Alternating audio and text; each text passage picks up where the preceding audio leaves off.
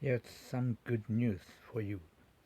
We are living longer, or at least we have an increasing opportunity to, other things being equal. But of course, they are not equal. How we behave, early habits we adopt, what we eat and drink, the lifestyles we live, social, social norms, government policy, all differ to the extent that they differentially affect not only who lives longer, but also the health and quality of life once longevity of life is attained. Think about the enormity of these lifespans have doubled in just a few generations. There are now almost a billion people over the age of 60 years, and by 2050 this will reach 2.1 billion. What does this seemingly inexorable journey of humankind to longer and longer life mean? Living longer is one thing. Doing it in a way that individual well-being is maximized is quite another.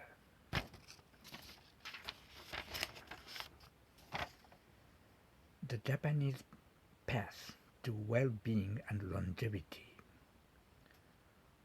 Nowhere is the disparity in achieving longevity more starkly exemplified than in Japan. Japan is well practiced and excels at living longer, and most of us have at least a fleeting awareness of this. The image of the silver-haired octogenarian head of a well-known consumer electronics or car company has graced the pages of the media for decades. And certainly, that almost cliched image is well founded in reality. Japan has the highest proportion of the elderly with a current average lifespan of almost 90 years compared to the global average of 75 or so years. Even more startling is the propensity of Japan's elderly to live to and beyond 100 years, almost 90,000 of them and counting.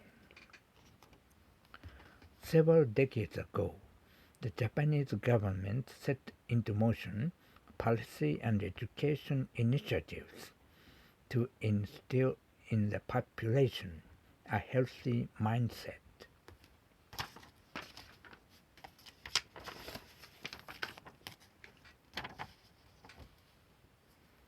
Campaigns promoting healthy behaviors from lowering sodium intake to managing stress and blood pressure to eating balanced diets across the food groups, moderating alcohol consumption, and undertaking regular exercise, encouraged healthy and life-prolonging behavior change in adults from an early age.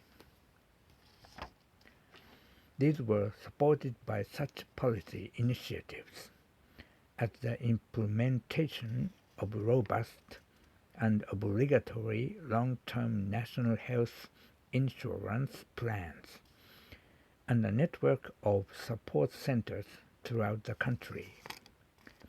Elderly Japanese report high levels of life satisfaction and seems to be driven by a combination of factors including staying active, deferring retirement, volunteering, and staying connected to family and local community, amongst other factors.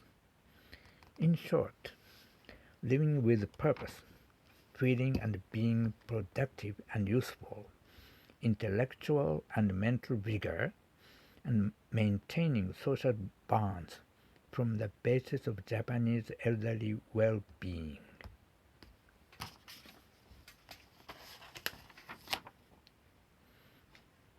A generational change. It is certainly the case that to date, with a few exceptions, most other countries have not been as successful as the Japanese in promoting a healthy lifestyle mindset in the populace. Neither have many of those same governments dedicated the requisite resources to ensure a smooth path to a healthy old age, and some social norms, such as retiring at a set age or the institutionalization of the aged and their withdrawal from active communities, have been slow, if not impervious, to change. Arguably, these societies are the poorer for it, with age-related disease, cognitive decline, and emotional and mental deterioration evident in unacceptably high numbers. Nevertheless, there are some encouraging signs, especially amongst Generation Z, that things may be changing for the better.